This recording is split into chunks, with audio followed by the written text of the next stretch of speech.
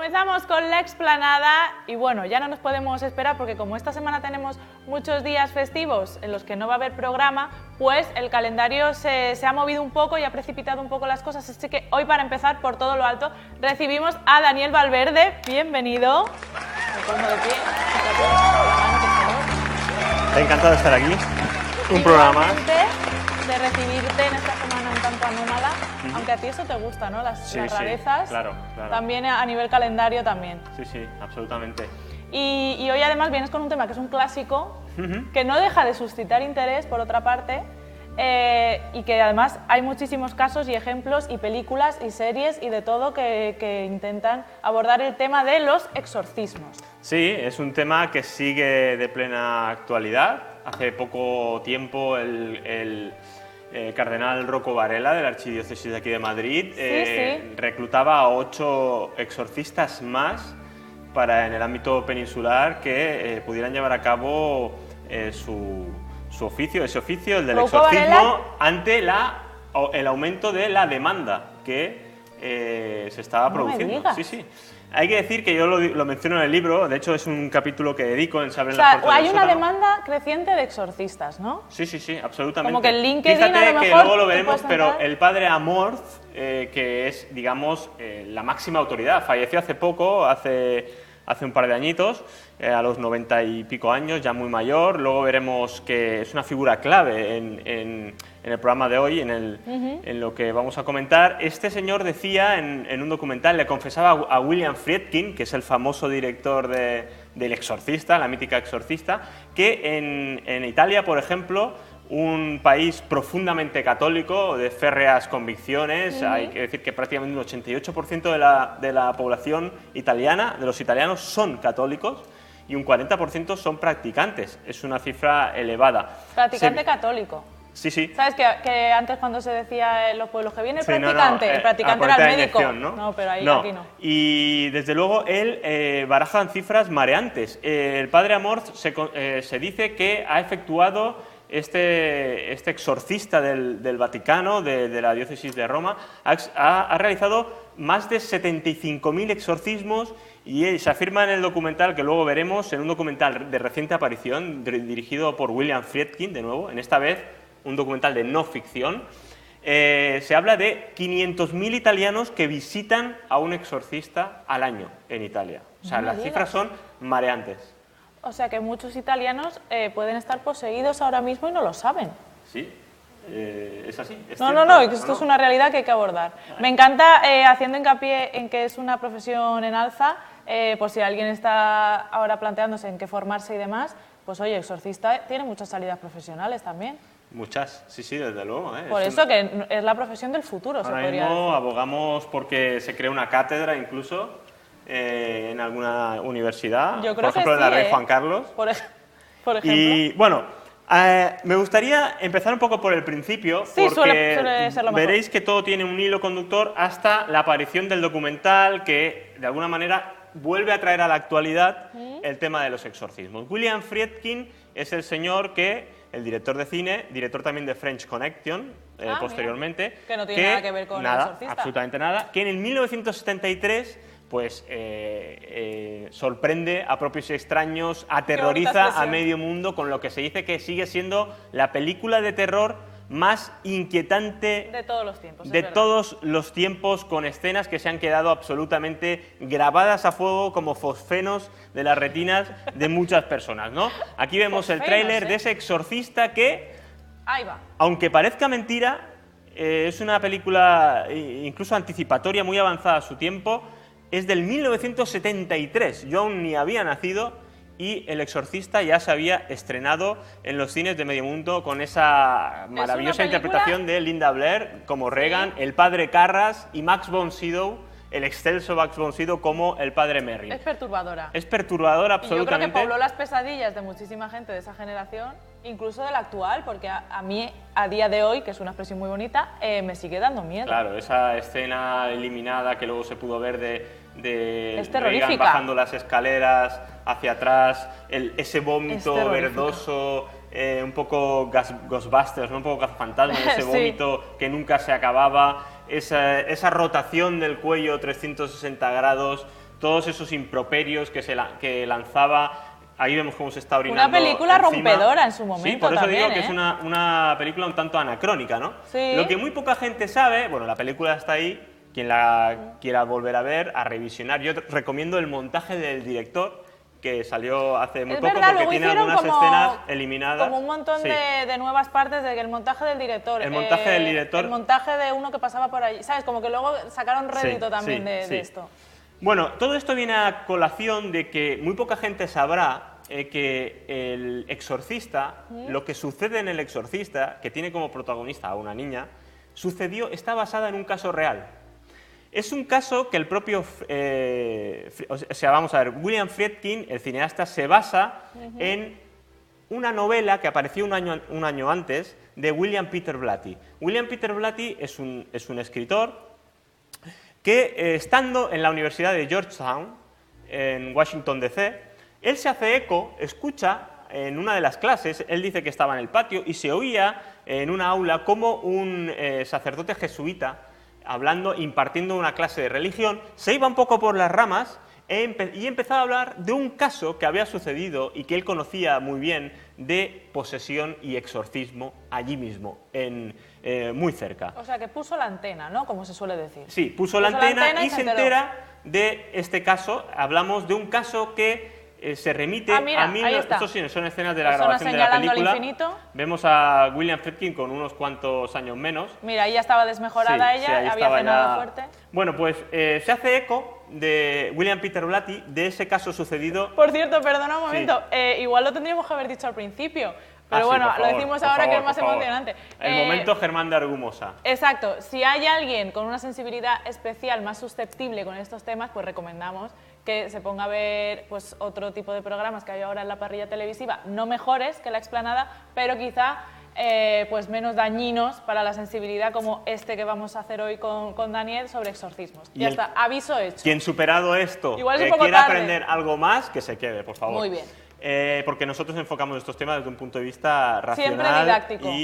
Y muy serio lejos de también. lo escabroso, ¿no? Aunque tengan su componente terrorífico, ¿no? Hombre, O que y siniestro. sean muy sugestivos, como es en este caso. Bueno, estamos hablando de William Peter Blatty. El novelista se hace eco de un caso de 1949 protagonizado no por una niña. Aquí está la principal diferencia. Es un niño de 14 años que se conoce con el sobrenombre de Roland Doe o Richard Mannheim, depende de la fuente. Es un seudónimo. Cambia bastante, Es un ¿no? seudónimo realmente.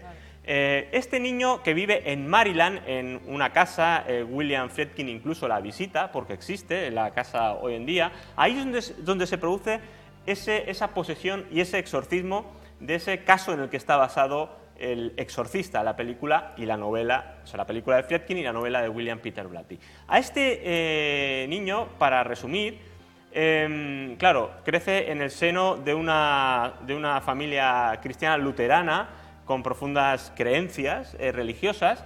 A este niño se le somete, primero le es practicado un exorcismo en su casa, es decir, también es verdad que lo llevan a la Universidad de Georgetown y le someten al chaval a pruebas psiquiátricas y psicológicas, médicas, para descartar que sea algo orgánico, algún tipo de enfermedad.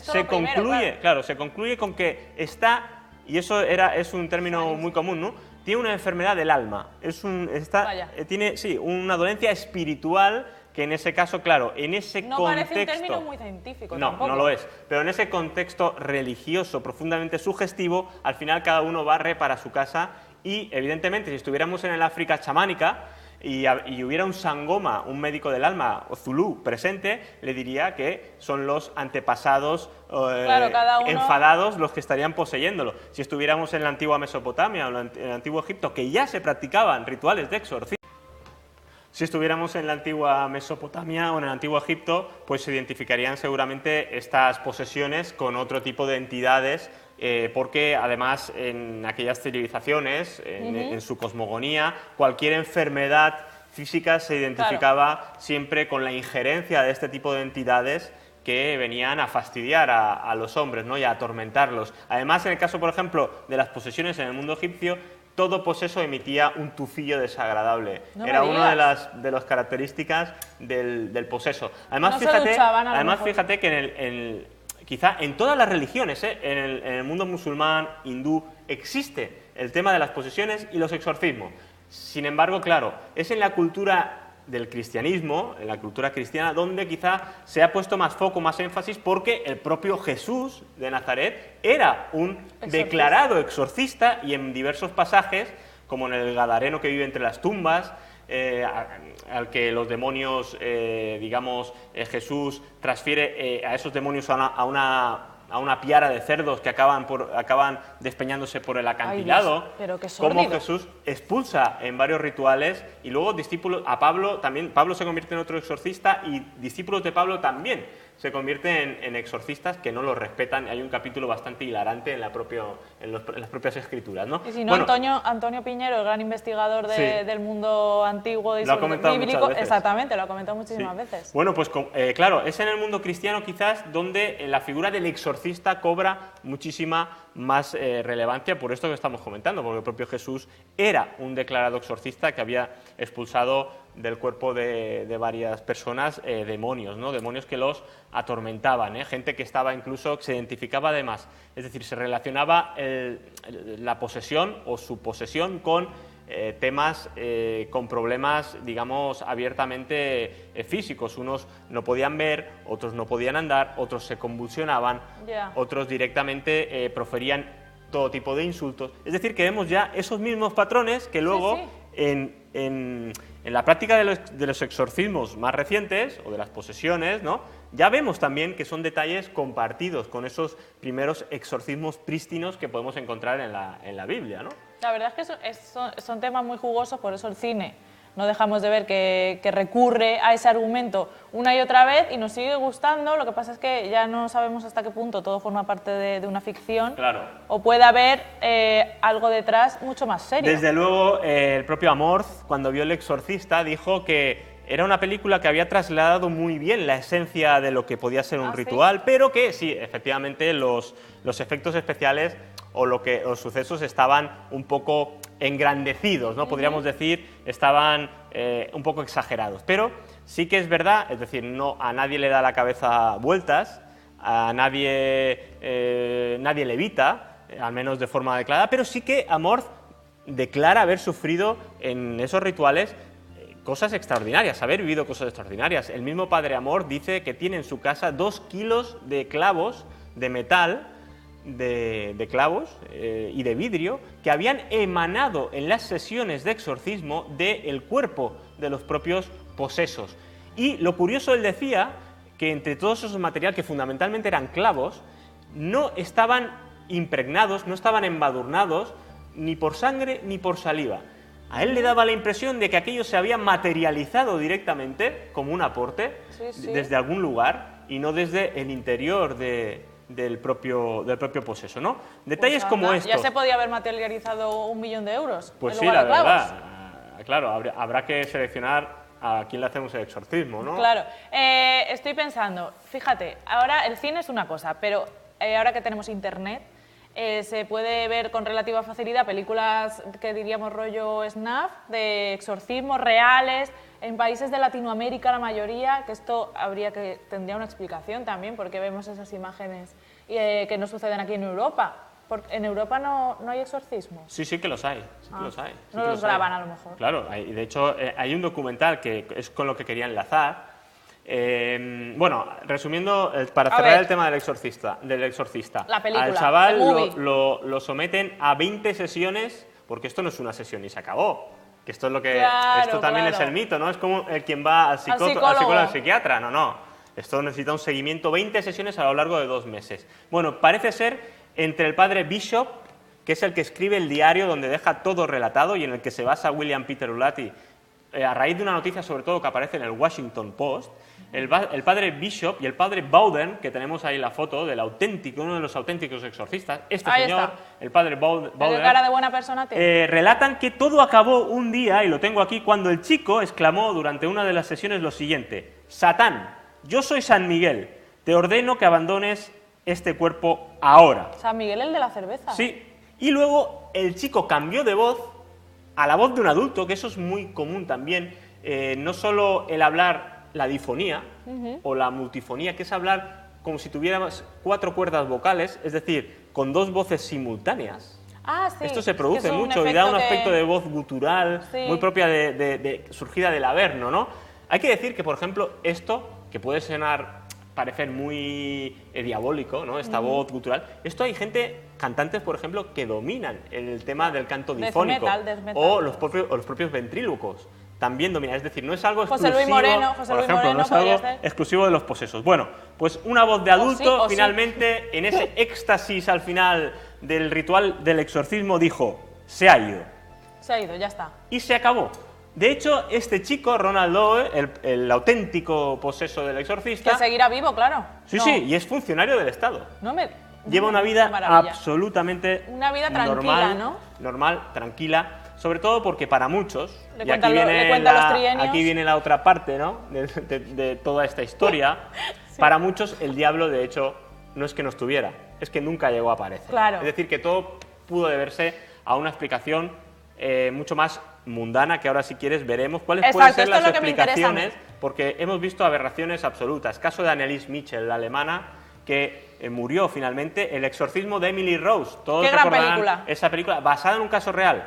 En el caso Siempre de Anneliese mujeres, ¿eh? Michel. Sí, Siempre mujeres. Sí, en el caso de Anneliese Michel, que muere deshidratada, muere desnutrida, Sí. víctima de una neumonía, y luego hay un juicio, en la película se ve cómo se someten a los padres y se condenan por negligencia, por haberla apartado de abandono, alguna ¿no? manera del camino de la medicina Ajá. real, que la podía haber Como los salvado. homeópatas. Sí, aquí en España hemos tenido casos absolutamente aberrantes. Exorcismo de Albaicín, el crimen de Almansa en 1990, ¿Qué me una dices? auténtica carnicería que se realizó a una niña que acabó falleciendo, a una chica. Es un tema bastante escabroso, hablo en el libro, en Se abre las puertas del sótano, del crimen de Almansa. Una absoluta aberración donde se practica un ritual de exorcismo absolutamente macabro a una niña que acaba falleciendo. No me digas. Sí, por un par de mujeres que habían mezclado alcohol, brebajes, se habían creído lo que no eran, en un Almansa? auténtico éxtasis místico.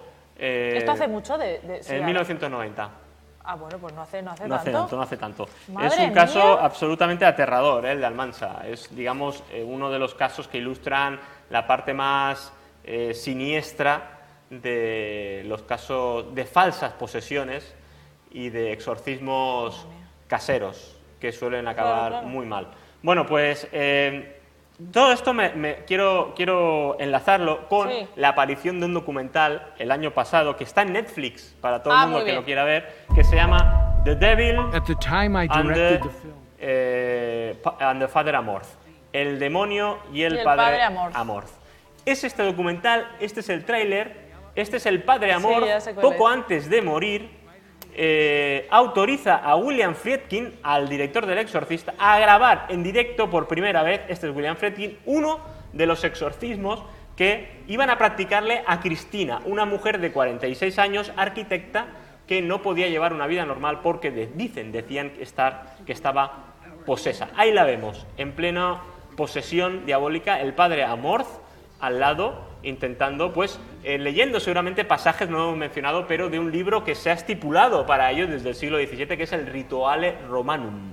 Ah, no es la Biblia. No, es un tocho de 400 páginas que además se estipuló y se ha ido, digamos, perfeccionando, sobre todo por Juan Pablo II, Ratzinger cuando era cardenal y Bertone. Ratzinger Z. Estipularon además que las oraciones del Rituale Romanum Era lo que servía. era lo que servía y solo se podía aplicar en ritos de exorcismo, no en misas, por ejemplo, comunes. Ajá. ¿No? Era un texto Que eso por lo muy que reservado, sea en latín. sojuzgaba al demonio que tuvieras dentro, ¿no? Sí, Ese texto. Es un documental bastante recomendable porque aparte de ver este exorcismo, el noveno intento, es decir, Amorth lo había intentado 8 veces con la Con esa chica. y no había tenido éxito, y en este noveno dejó grabar a William Friedkin con una cámara de mano, sin iluminación, sin injerencias, este ritual. Y el lo que podemos ver vale, no es podemos hablar del resultado, que lo tiene que ver la el gente. resultado, bueno, puedo spoilear un poco, tampoco será Un poco, gran- la bueno, puntita. el resultado es que no finaliza porque tampoco tiene éxito, pero el padre Amorth fallece.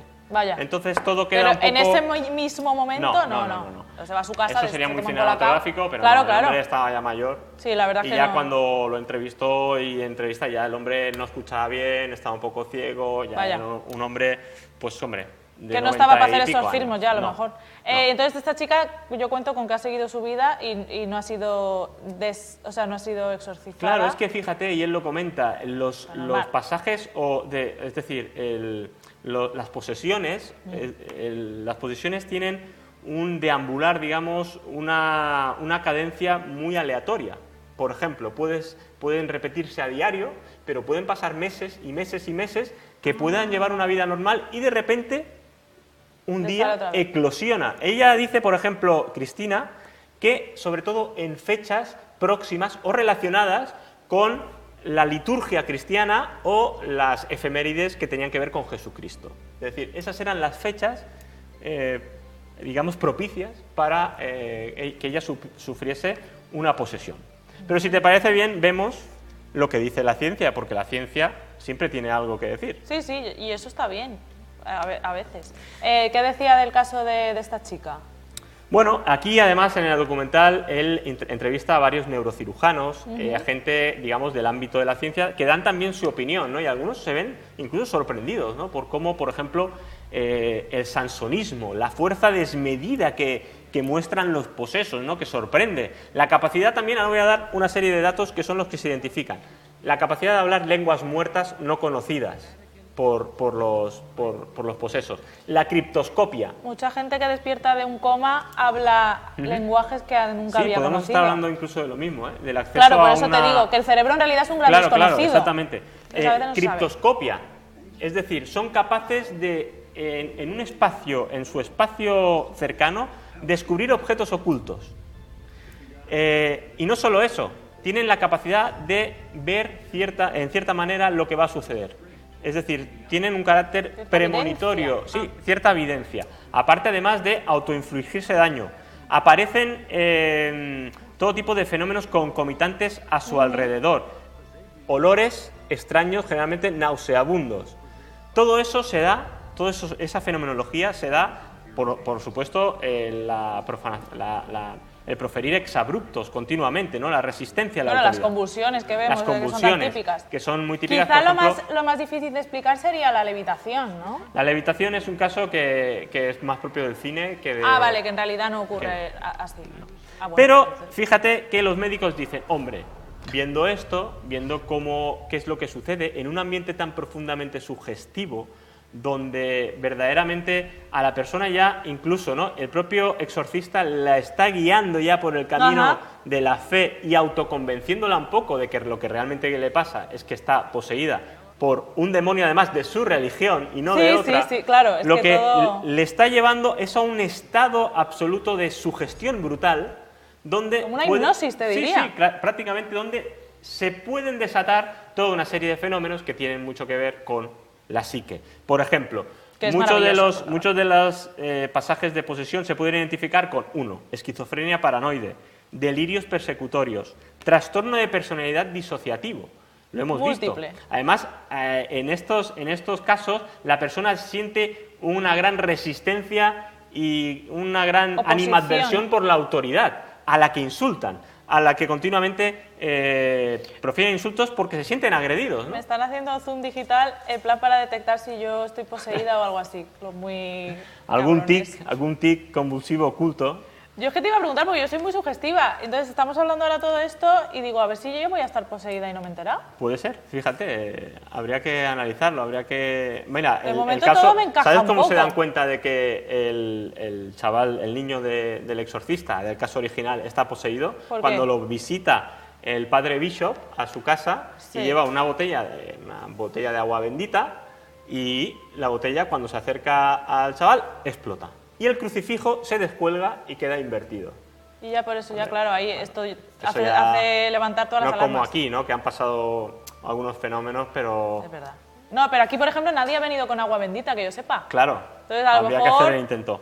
Bueno, y hay un síndrome, acabaríamos con el tema de las explicaciones médicas o psíquico digamos, psiquiátrica, podríamos decir, que es el síndrome de Tourette. El síndrome de Tourette es un síndrome poco conocido, que se da sobre todo en adolescentes antes de los 18 años, más en chicos que en chicas, por cierto, y es un síndrome donde aparecen movimientos incontrolables, como tics nerviosos, incontrolables que pueden ser desde un parpadeo hasta el giro continuo de la cabeza, movimientos de la cabeza, incluso una tendencia inexplicable a carraspear, a gritar, a repetir palabras, a insultar, e incluso lo que se conoce como coprolalia.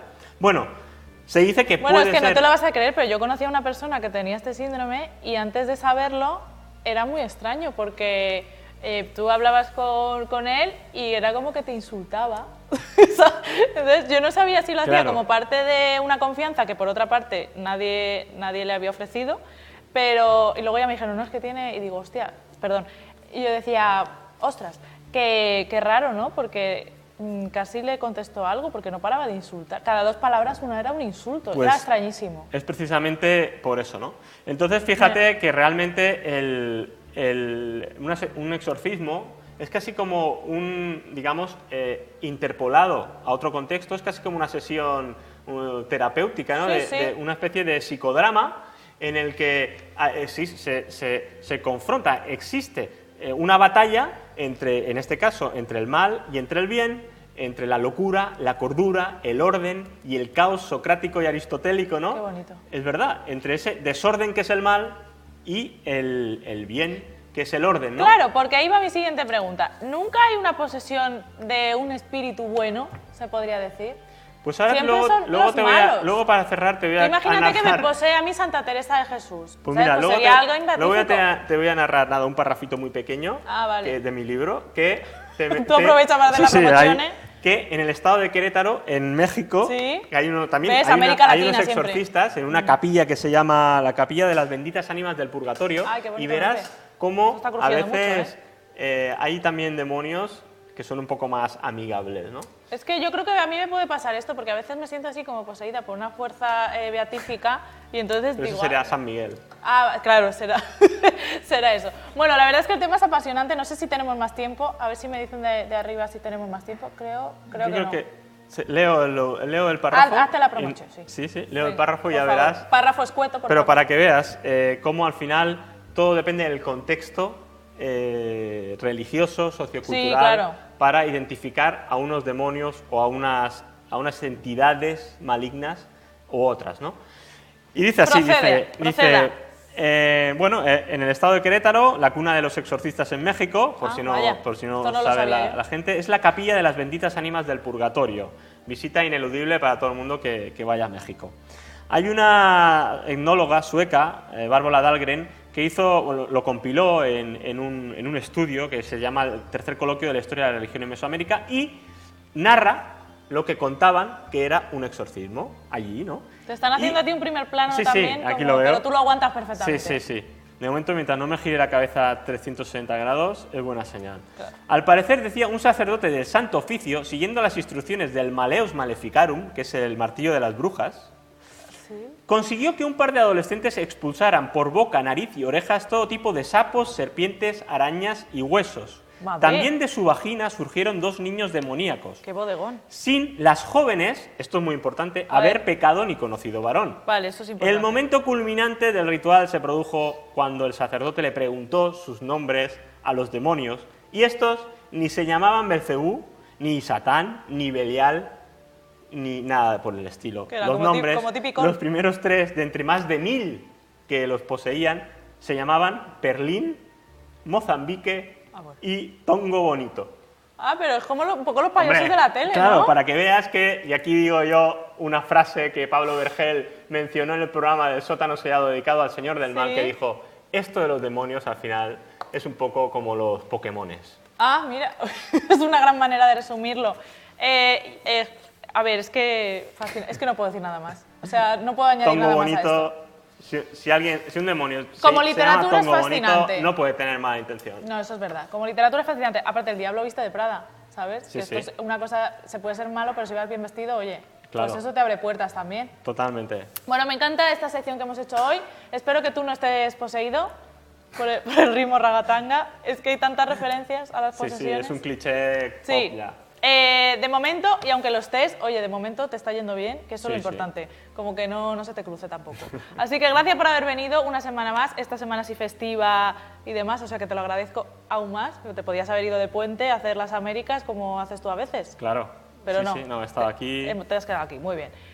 Pues te veo la semana que viene con más cosas curiosas del mundo paranormal, del misterio y demás. Y nosotros, por cierto, te voy a adelantar ya que tengo preparada a Isama y creo que es una buena ocasión, y te lo digo a ti y al resto de España para que lo sepa, para compartir un vídeo porque, no sé si sabes, esto no tiene nada que ver con lo paranormal, que este fin de semana, bueno, creo que hace muy poco, se entregaron los American Music Awards 2018. ¿Lo sabías esto? Sí. Esto es muy de millennial, ¿eh? Sí. Porque son cantantes que a lo mejor si no eres muy joven no conoces.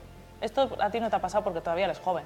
Bueno, alguno conocerás. Y el caso es que de entre todas las actuaciones, a mí me gusta especialmente una de Dua Lipa, que es una chica que canta... Que la modelo, ¿no? Que es modelo. Claro. Y que hace como espectáculos así muy llamativos y demás. Entonces, si te parece, vamos a compartir a modo de ráfaga esta actuación de Dua Lipa en los American Music Awards y damos paso a Isama, pero primero, y está muy relacionado con lo que viene a hablarnos ella, vamos a disfrutar de la música de Dua Lipa.